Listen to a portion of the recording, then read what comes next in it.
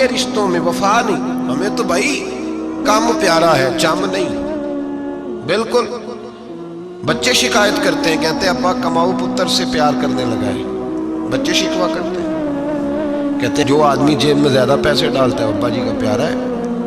باپ شکوا کرنے لگے ہیں، کہتے ہیں میں مالدار ہوتا تو میرے بچے بھی فرما بردار ہوتے. رشتوں کو روح کا رشتہ بنائیں، وفا کا رشتہ بنائیں. وفا کا. کتے کا ذکر قرآن پاک میں آیا ہے، اس لیے آیا ہے کہ اس نے اللہ کے ولیوں سے وفا کی تھی. اسی آیا ہے کہ اس نے اللہ کے ولیوں کے ساتھ وفاداری کی. وفاداری کی تو اللہ نے اس کا ذکر ہے. قرآن ایک بادشاہ تھا. بادشاہ جو ہوتے تھے ان کے اپنے اپنے مزاج ہوتے تھے.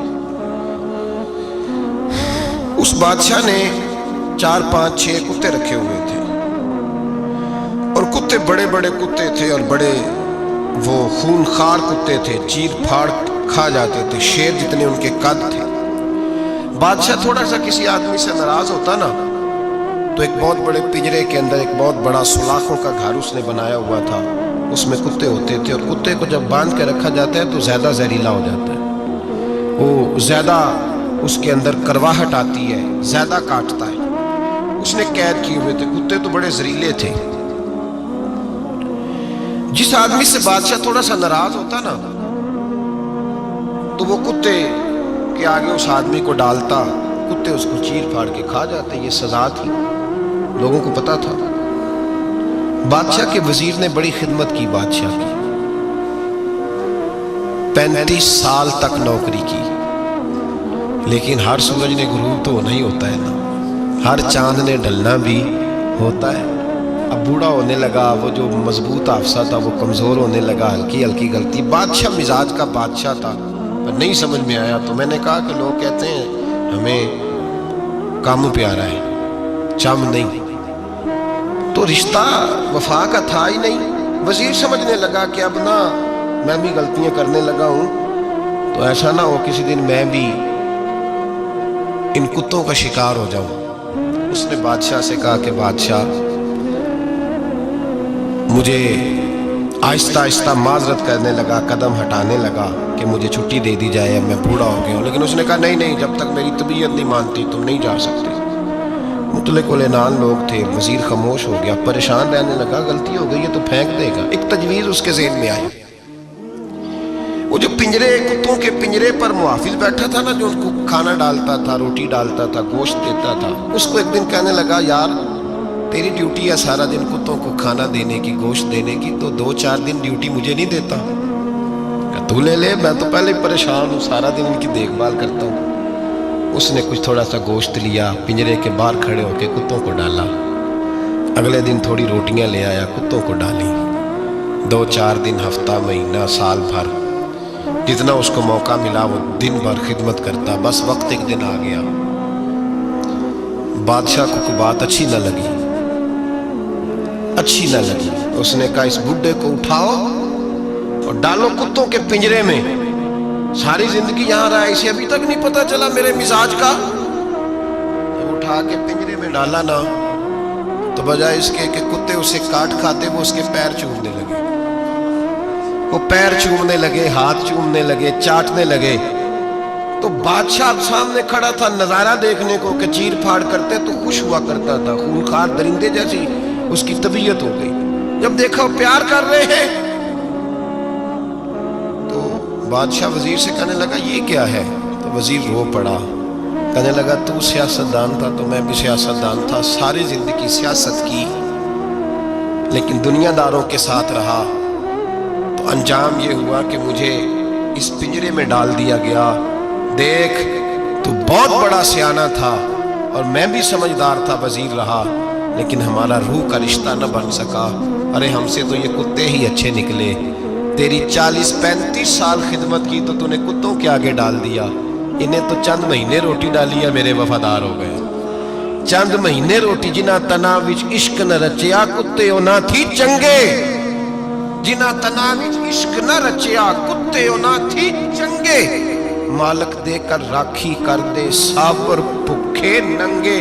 اور بابا بلے شاہ صاحب فرماتے ہیں تو راتی جاگے تے شیخ صدا میں، راتی جاگ دے کتے ਤੇ ਤੈਥੋਂ ਉੱਤੇ ਮਾਲਕ ਦਾ ਦਰ ਮੂਲ ਨ ਛੱਡ ਦੇ, ਭਾਵੇਂ ਮਾਰੋ 100 ਜੁੱਤੇ, ਤੇ ਤੈਥੋਂ ਉੱਤੇ ਰੁੱਖਾ ਸੁੱਖਾ ਖਾ, ਦਿਨੇ ਜਾ ਰੁੱਖਾਂ ਵਿੱਚ ਸੁੱਤੇ, ਤੈਥੋਂ ਉੱਤੇ ਇੱਕ ਬੁਰਕੀ ਦਾ ਕਦਰ ਪਛਾਨਨ, ਭਾਵੇਂ ਮਾਲਕ ਹੋਵਨ ਸੁੱਤੇ। एक बुरकी दा ऊपर खड़े होके काम नहीं कराना पड़ता कि मैं खड़ा रहूंगा तो काम सही होगा, जाऊंगा तो ना। एक बुरकी दा कदर पछानन, भावे मालक हो मन सुते। फिर अपने आप को मुखातब किया, कहने लगे उठ बुल्लिया, चल यार मना ले, नहीं ते बाजी ले गए नहीं कुत्ते। उठ बुल्लिया, चल यार मना ले, नहीं ते बाजी ले गए नहीं, जल्दी कर उठ जा, ये तो आगे गुजर गए तुझसे। तो भाई याद रखो, रिश्ता वफा का हो तो कायम रहता है और बेवफाई का हो तो टूट जाता है। मदीने के महबूब सैयद आलम सल्लल्लाहु अलैहि वसल्लम ने मक्का फतह किया, शोर हो गया, इज़ा जा नस्रुल्लाह वल फतह, फतह हो गई, इन्ना फतहना लका फतहम मुबीना के जलवे नजर आने लगे। आज अरब का नक्शा बदल गया, हालात तब्दील हो गए, दुनिया बदल गई। महबूब पाक सैयद आलम सल्लल्लाहु अलैहि वसल्लम इस शान से मक्के में दाखिल हुए कि हर कोने से नबी पाक के नाम के नारे बुलंद होने लगे। अभी 10 साल पहले नबी पाक रोते हुए मक्के से निकले थे, 10 साल कबल रोते हुए गए थे और 2 गुलाम हुजूर के साथ थे। आज उसी मक्के में हुजूर आए हैं तो लगता है पहाड़ और पत्थर भी मेरे रसूल के नारे लगा रहे हैं। तो एक उरूज हो गया, हालात एक नया रुख इख्तियार कर गए और मक्का मुकरमा के अंदर अल्लाह तबारक, अब तो इहाता बड़ा हो गया है, मुताफ बहुत बड़ा हो गया है, हरम शरीफ की मस्जिद को वुसअत दे दी गई है, लाखों लोग आ सकते हैं। उस वक्त जब 10,000 लोग आए ना, तो सीरत निगार कहते हैं यूँ लगा जैसे दरख्तों पे भी लोग चढ़े हुए, पहाड़ों पे भी लोग, इतना मजमा था, कहाँ 2-3 लोग और कहाँ हज़ारों का इज्तिमा। मेरे नबी पाक सल्लल्लाहु अलैहि वसल्लम ने तवाफ़ किया ऊँटनी पे बैठ के काबे का, फिर मेरे महबूब तशरीफ़ लाए और हुजूर ने खाना काबा का दरवाज़ा खोला, फिर मेरे नबी पाक ने बुत तोड़े, फिर मेरे महबूब ने खाना काबा के दरवाजे में खड़े होकर खुतबा इरशाद फरमाया, फिर मेरे रसूल पाक सल्लल्लाहु अलैहि वसल्लम के जलवे ज़माने ने देखे। इन सारे हालात में दुनिया ने एक वफा का अजीब मंजर देखा कि उस मौसम में बहार में ना तो आवाज़ हज़रत अबू बकर के नाम की बुलंद हुई, ना उमर फारूक और ना मौला अली के नाम की बुलंद हुई। उस मजमा आम में महबूब पाक की आवाज़ गूंजी तो रब करीम के हबीब ने फरमाया, आई ना बिलाल, मेरा बिलाल कहाँ है, मेरा बिलाल कहाँ है, उसको बुलाओ ना, किधर है बिलाल। अजीब रंगे वफा देखा ना लोगों ने, ये वफा। फरमाया बिलाल किधर है, हजरत बिलाल हाथ बांधे सबसे पीछे, वो शोहरत से बचने वाला पीछे पीछे रहता है, जी चाहता है सारी गजलें उस जालिम के नाम करूं। पीछे थे हजरत बिलाल रज़ी अल्लाह ताला अन्हु, दौड़े हुजूर में हाजिर हूँ। फरमाया इधर आ यार, काबे की छत पे तो चढ़ जरा, आज़ान तो सुना। एक सहाबी हुजूर के कान में बोले, और ये भी हिकमत इलाही थी कि वो बोले, हजरत बिलाल की शान जाहिर होनी थी। कान में कहा, या रसूलल्लाह काफिर पहले मर गए, पहले कोई हाल नहीं इनका, आज तो बिल्कुल ही खत्म हो गए। हुजूर आज आपका सिक्का चल गया है, बिलाल के बड़े दुश्मन हैं, बिलाल को रहने दे, कोई और ना आज अजान दे दे। कान में बात कही थी, चाहिए था जवाब भी कान में आता, पर मासूम आमना फ़ख्र आदम बनी आदम वफ़ा का खुतबा पढ़ने लगे। वफ़ा का खुतबा शुरू हुआ। मेरे हबीब अलैहिस्सलाम ने फरमाया, कान में बात की थी, हुजूर कान में जवाब देते, लेकिन हुजूर ने फरमाया चुप कर यार, तूने अजीब बात छेड़ दी है। जब मक्के में पत्थर खाने हो तो बिलाल, और जब बदर में तलवारें चमके तो बिलाल, ओहद में पत्थर बरसे तो बिलाल, और गले में कस के रस्सी बांध के से मक्के की गलियों में घसीटा जाए तो बिलाल मोहम्मद मोहम्मद कहे, और आज अल्लाह इज्जतें दे तो किसी और को चढ़ाऊं। फरमाया चुप करके सारे नीचे खड़े रहो। आज काबे की छत पे बिलाल खड़ा होगा तो मैं दुनिया को बताऊंगा वफा किस चीज का नाम हुआ करता। बिलाल ही चढ़ेगा काबे की छत पे। किसने जर्रों को उठाया और सहरा कर दिया, ये किसने कतरों को मिलाया और दरिया कर दिया, और किसकी हिकमत ने यतीमों को किया दुर्रे यतीम और गुलामों को दुनिया भर का मौला कर दिया।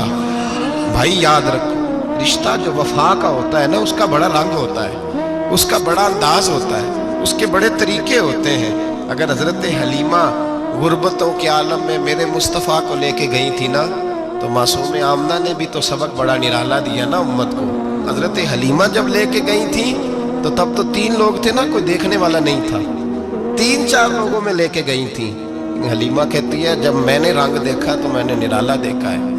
मस्जिद भरी हुई थी गुलामों से और करीम रसूल मिंबर पे बैठे थे।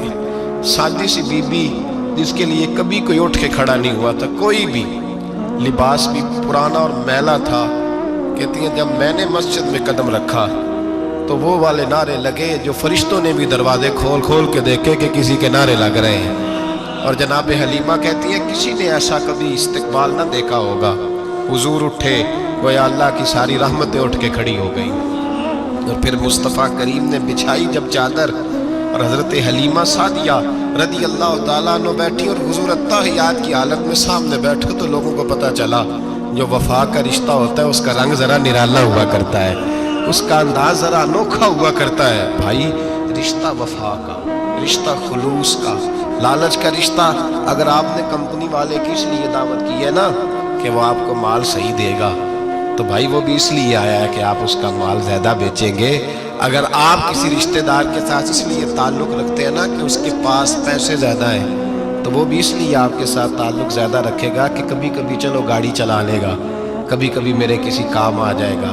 यहाँ खुलूस देखो, यहाँ अगर आपके यहाँ खुलूस है तो फिर सामने भी आपको बड़ा खुलूस मिलेगा। दुनिया में वफा ख़त्म नहीं हुई, पर हमने वफा का रिश्ता ही नहीं बनाया, हमने ताल्लुक़ ही नहीं बनाया, वफा का ताल्लुक़ ही नहीं बनाया।